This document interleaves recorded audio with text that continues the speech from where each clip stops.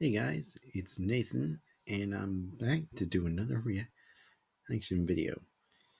And the video I'm going to be watching is Top 22 Gaming Creepypastas. Oh, and to keep in mind, I'm going to be doing the Tats Top Videos Creepypasta videos. This was my reaction of it for a while, because there wasn't much to do since COVID anyway. Yeah, enough. Let's start.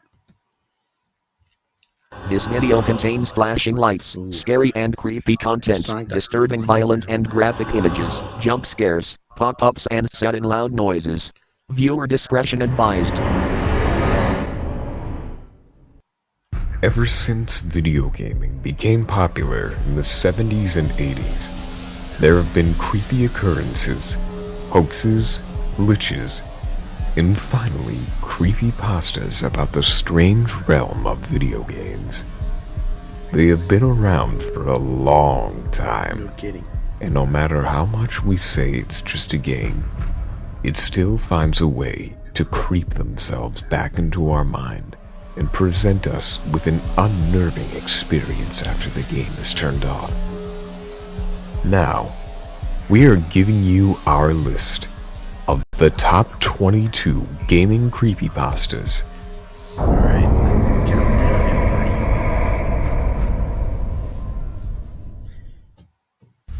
Number 22. Unknown format. Unknown Format is a creepypasta, which is about how the player rips his friend's game collection and uses a torrent to download and mount the games. However, when he switches the computer to a Japanese language, all the games he plays turns into a nightmarish vision of their former selves. To top it off, this gameplay causes the player to start going insane by some of the imagery as in place in the story. That's right. This may not be the most famous or popular creepypasta you can find, but in my opinion, it's told in a new perspective that is not commonly used in creepypastas, and that is what makes it so perfectly haunting. True. Number 21. JVK1166Z.ESP. JVK is a creepypasta based on the game Morrowind. According to this creepypasta, if you start the game, it will crash, so you need to load it up in DOSBox. When you launch the EXE, you'll start off in a new game where all the main characters have been killed, causing the game to be unbeatable. As you wander around the sandbox, you'll notice a weird in-game creature called the Assassin that follows the player, watching you and doing generally creepy things. If you stand idle, you'll lose health, and during the whole duration of the game, you will constantly be losing health. Once the player is dead, it's said that the assassin crawls all over the player's body and lets out a menacing screech. Yeah, that. Number 20. The Hall of Tortured Souls. From as far back as the early 90s, the development teams at Microsoft have been slipping Easter eggs into their software. Microsoft Office is very notable for this. In the 97 edition, a rudimentary flight simulator, pinball game, and Magic 8 Ball were hidden inside of Excel, Word, and Access, respectively. Then there's Excel 95, whose developers hid a creepy maze game called The Hall of Tortured Souls. The title alone would be bad enough, but they went further with the addition of low-resolution shots of the dev team plastered against garish red walls. Wow. Number 19. Super Mario 64. Damned. I beat this before. Super Mario 64 Damned is your standard creepy Mario pasta, with a few things done right and a little differently. Basically, as the story goes, the player goes to the local game store and out of a pure nostalgia rush, he tries to get a Nintendo 64 and a few games for it. However, when he goes to buy it, the game owner gives it to them for free due to the complaints the old owners gave them about the game. They then head home and play it, and the creepy and gruesome events unfold. Can't wait to play. Number 18. Luna Game. Our Brony viewers may know about this one. The Luna Game is a download that was uploaded by an unknown individual to the popular fan site Equestria Daily. When it was uploaded, it got a rather fast reaction to its scary jump scare content, and it was taken down rather quickly. This led to EQD's new standard for submission. However, the damage was done, and the bronies who played are already scarred from the tormented soul of Apple Bloom that appears in the final splash page. Since the creation of Luna Game, there have been several more that have been released, but none have the initial scare factor that the first one had to offer. Oh shit. Number 17. Herobrine. Boy. Herobrine, also known as Him, is believed to be the ghost of Minecraft creator Notch's brother. Pictures of Herobrine began popping up in the late summer of 2010. The most well-known and most common rendition of the rumor is that a gamer, while in single player, found an NPC with a default skin, but with white eyes. Following the encounter, strange occurrences started happening in this game, such as man-made objects appearing that he did not create, trees missing their leaves, perfect 2x2 tunnels underground lit with redstone torches, and pyramids of sand in the ocean. Soon enough, more and more Herobrine pictures were appearing on forums. Pretty soon, Notch tweeted about the subject saying, "Herobrine isn't real in any way. No, I never had a brother. Well, there's a half-brother that I never met. But he's not in the game." That seemed to raise further questions, and more Herobrine pictures continued to appear afterwards. The game developers even made a joke out of it and added "removed Herobrine" at the end of some of the game's patch notes. We may never know if Herobrine is a lost soul stuck in a video game or a hoax, but it keeps us interested. Well, it sure does. Oh, and by the way, Super Mario 3D World plus Bowser's Fury will be out on Friday. Let's hope it's good. It is. Number 16. Pokemon Buried Alive. Yep. Buried Alive is a supposed hidden code in the original Pokemon Red and Blue versions. It replaces Cubone's mother as the boss of Pokemon Tower in Lavender Town. A battle would commence and show a horrific model of a rotting corpse reaching out of the ground. Buried Alive uses a number of high levels, so the battle can be extremely tough. If the player loses the battle against Buried Alive, he will exclaim about raw meat, followed by several lines of gibberish before proceeding to drag the player underground with him. The game over screen shows Buried Alive holding the dead corpse of the player. You're here, I'm trapped, and I'm lonely, so very lonely. But you join me. Number 15. The Theater. The game in question is indeed called The Theater, and was developed by a company called Solida Software.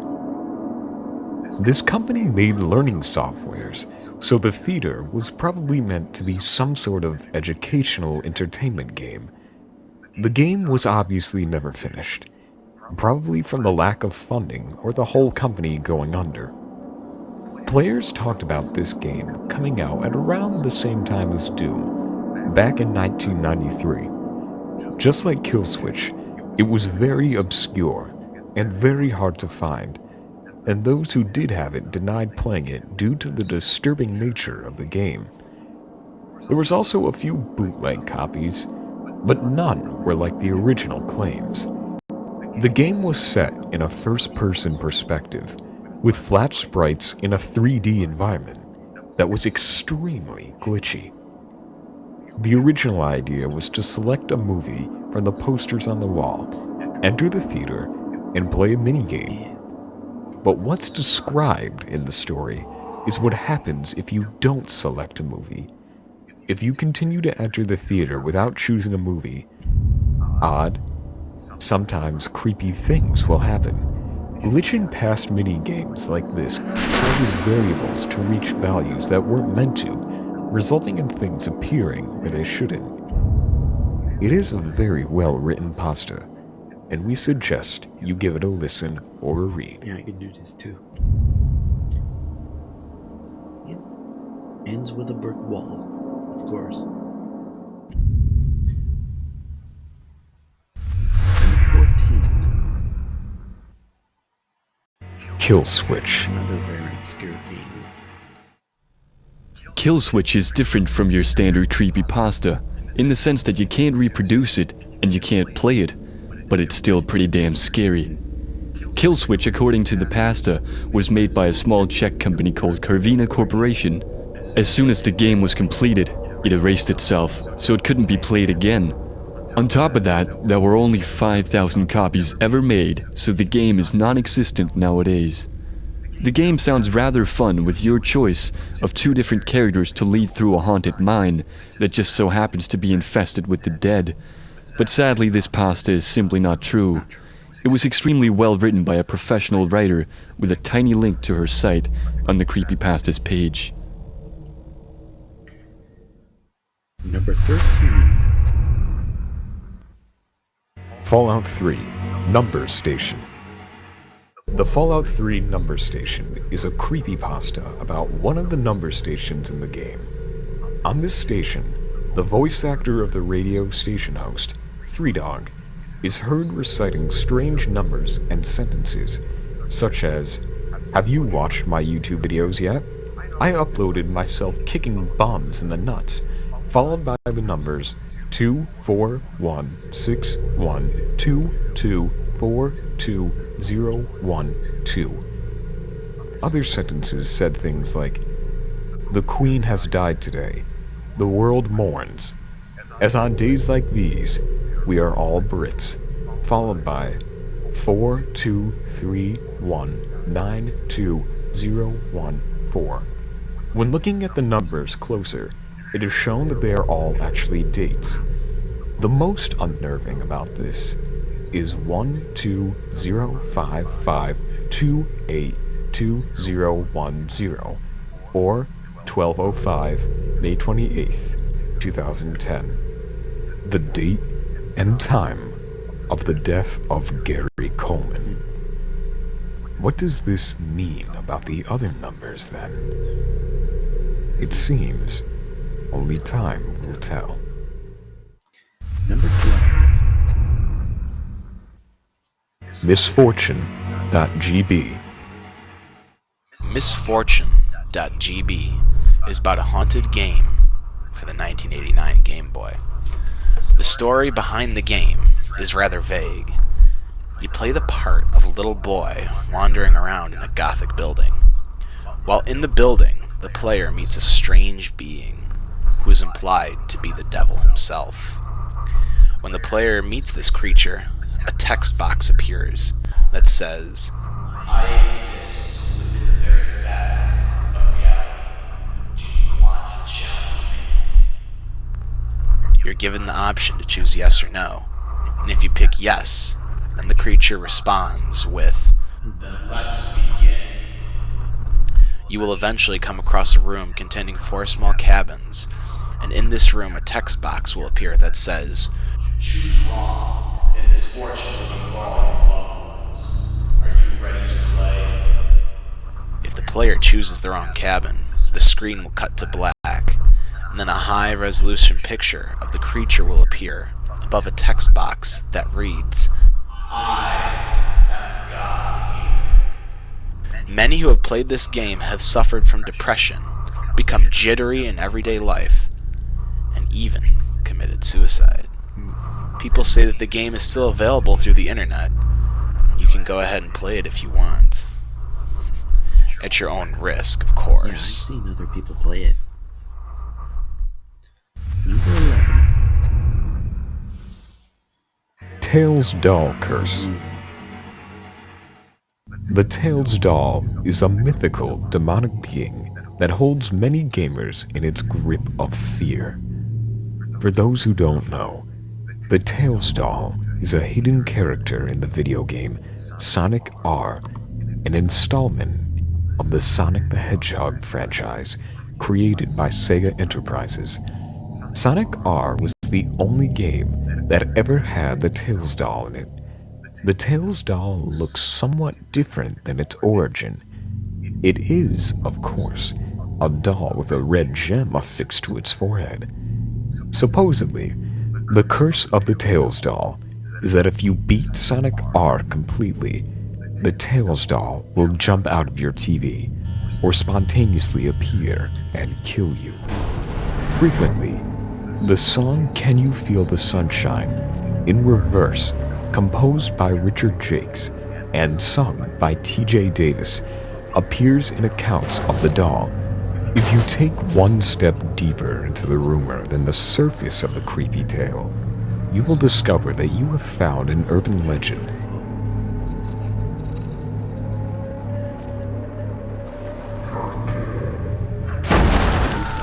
That's all Ultimate DS Man 1. Number 10. Pokemon Creepy Black. Again, Pokemon. This creepypasta is about a bootleg Pokemon game. When starting up the game, nothing seems to be out of the ordinary. You get your typical Professor Oak speech, name yourself, and then go to Oak's lab to get your first Pokemon. Instead of just Bulbasaur, Charmander, and Squirtle, the player has the option to pick a fourth Pokemon called Ghost. Ghost is only level 1, with one move, Curse. The sprite of Ghost is also the same sprite as the ghosts you would normally see in Lavender Town. When going into battle with Ghost, no Pokemon could attack it. The game would say that they were too scared to move. When Ghost would use Curse, the screen would go black and the cry of your opponent's Pokemon would be heard. When the battle screen would return, the defending Pokemon would be gone, implying it had died. Once the player defeated the Elite Four, the game would fast forward many years later to an old man in Lavender Town, which is supposedly an older version of the player. The game would then enter battle mode, where the player must fight with Ghost. Ghost would eventually win, killing the player. The game would then shut itself off and reset.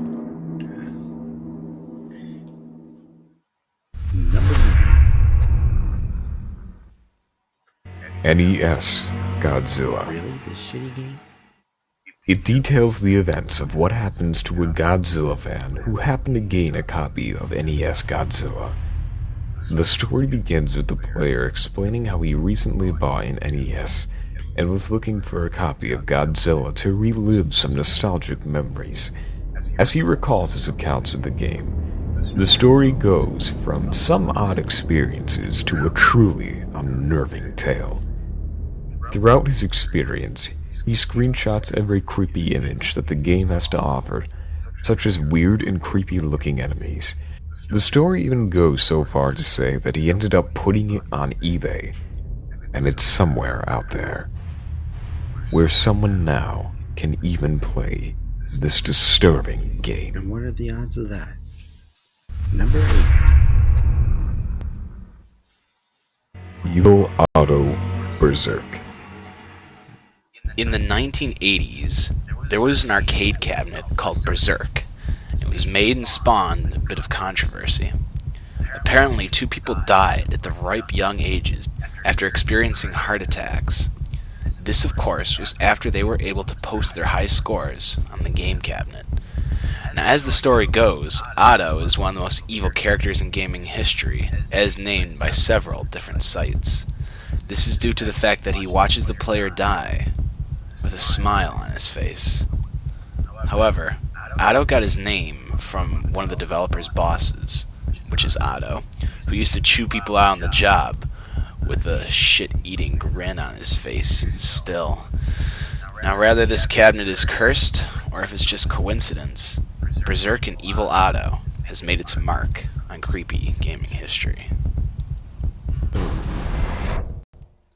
Number 7. Mario. Play this one. Mario is a creepypasta about a strange hack that is completely surrounded in mystery, even to this day. The first user to try it reported that the compressed RAR file, simply named Mario, was very limited. He found a text file with nothing but nonsensical characters and a single repeated phrase, "Find me." The game itself was not in a format that was available to play. After some adjustments, he managed to explore the chilling tale. When he started playing, he noticed some things out of the ordinary. For example, the opening message was altered. There was no enemies in sight, and no music was playing. While going through the levels, each one became less colorful, and message boxes quoting spiteful messages about Mario appeared.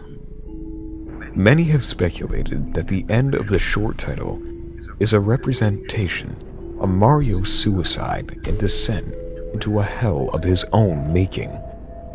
All in all, it makes for an unnerving experience. When a player beat one of the castles, a message appeared, highlighting some gruesome details about a certain victim. But the nightmare doesn't end there. When someone else on the forum returned to decode the text file, they discovered that it was instead an image. When they converted the text file to a JPEG, they found a frightening image. No one is entirely sure what the image is meant to represent.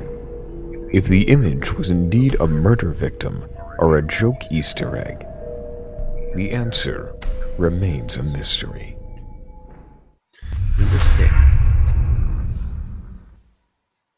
Olivius. Solution. Olivius is a theory that states that in the arcade age, there used to be an arcade cabinet called Olivius. People wanted to play this game so badly that they formed lines and even fights broke out over it. But why did the people of Portland, New Oregon want to play this game so badly? According to the Creepypasta, it is said that this was a part of a series of experiments done by the government in the same vein as MK Ultra. Some of the side effects of playing this game was close to that of LSD, which were night terrors, anxiety, insomnia, headaches, seizures, and depression, or became anti-gaming activist after playing it. But the story does not end there. The arcade owners claim that men in black suits came into the arcade and collected data from the cabinets. This has led people to theorize that the government may have had a large involvement.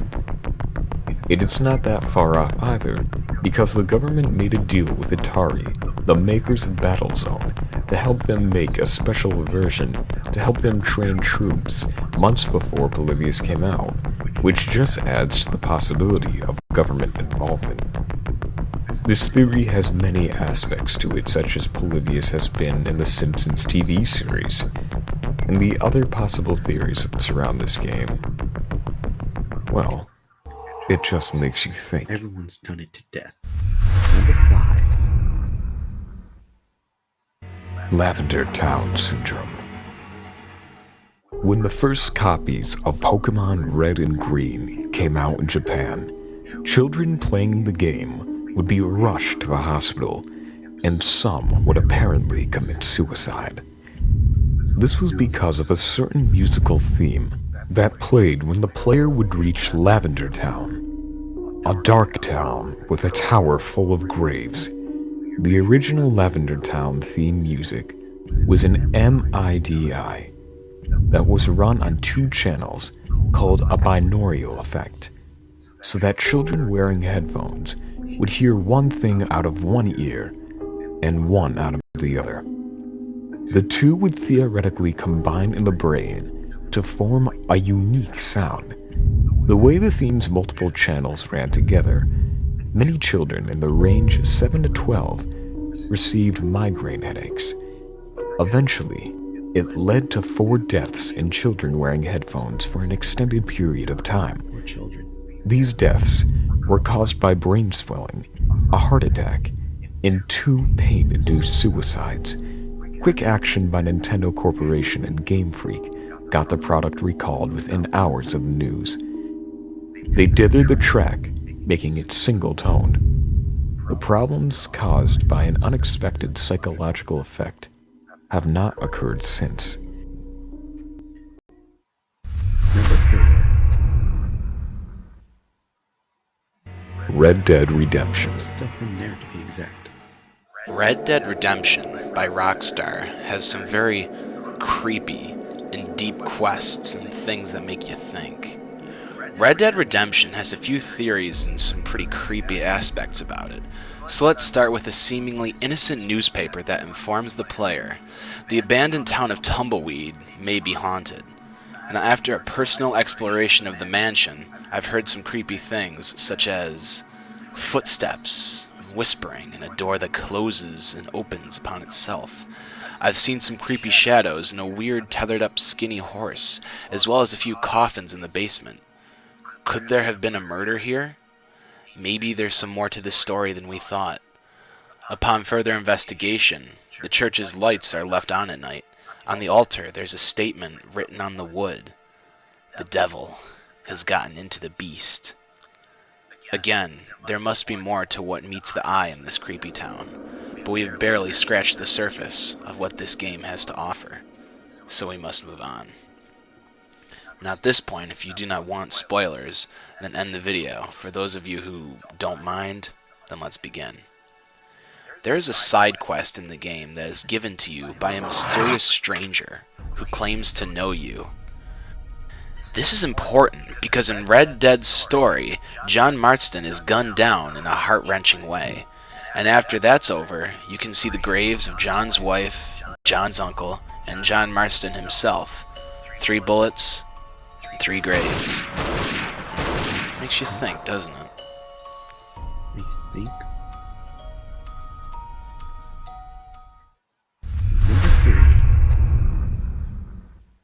Sonicexe. Sonic.exe is one of the most famous and scariest creepypastas known among the gaming community. The story starts off with the player Tom receiving a disc from his friend Kyle, who he had not heard from in several weeks. It also contained a note saying, Destroy the disc. I couldn't get him. He was too fast for me. but due to being too big of a Sonic fan to let go of the disc, he proceeds to play it, allowing his worst nightmares to come into fruition. The first thing he notices is when the first second when you press start, a twisted image of Sonic is seen with a dark gray sky and a blood red lake, with the writing Sega 666 in the lower right hand side. As it continues, Sonic tortures the player, taunting him with in-game levels, text, and gory dismemberment of poor woodland animals. The game Sonic.exe also has a fan-made port, which just looks like how it is on the creepypasta described it. It's also the video that you're seeing now. But no known copy of the actual Sonic.exe exists. Tom in the story is an idiot. Number 2. Earthbound. Earthbound has a massive fan base, and it's apparent why. This NES game is considered a masterpiece by its fans, with funny, witty writing, a lovable cast of characters, and its innocent, loving world, right? Well, that's until you get to the Gygas boss. At first you may notice that you're walking up to this random set of tubes, but after further inspection, it looks a lot like a woman's uterus. This in itself is a rather huge change to the cute setting and the characters we are used to. But what we have seen so far is not even the worst to come. The boss Gygas is freaking scary as hell compared to the rest of the world. That's true. Now, if we inspect it further, the negative space of the boss actually looks like a fetus, and there is a reason for that. After an interview with the head developer of Earthbound, he said when he was a child, he went to a movie theater and walked in on the wrong movie. The movie he walked in on was none other than The Policeman and the Dismembered Beauty. According to the dev, this scared him, and it gave him the idea for this game. Even earlier in the game, you may notice that there is a part of Earthbound where Ness is attacked by police officers. This actually mirrors a case in America, where police brutality was frequent and common. Overall, the Gygas being an aborted fetus and all the creepy imagery that is seen is supposed to tell the tale of how Ness and the developer lost their innocence as a child so early on by being thrown into a cruel and unjust world. This is why it continues to scare gamers to this day. Yeah, kids be traumatized. And finally, the #1 creepypasta. Here we go. Ben Drowned. Yeah. The Ben Drowned creepypasta has a unique feature to it. This creepypasta has actual footage of the game and a story that connects the videos together. While the gameplay shows the footage of the glitchy and messed up Nintendo 64, the creepypasta explains the player's reactions and how he felt with the haunted Majora's Mask cartridge. This is by far one of the scariest creepypastas out there, with its format of WMV and the fact that it's hard to tell if it's fake or not, as well as the overwhelming evidence that suggests it's real makes it extremely hard to tell. Another fact that adds more realism to this creepypasta is that if you ask Cleverbot if he knows what happened to Ben, sometimes he responds with Ben drowned, or other generally creepy things. This leads and begs the question, was that cartridge really cursed? Did Ben really drown? And is he really out there today? That's for you, the reader, to decide, and that's why it makes our list. Yep, the cameraman in this is probably fucked. Yep, he's fucked.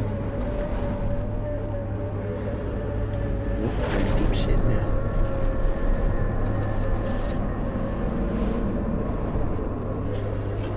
Oh, yeah.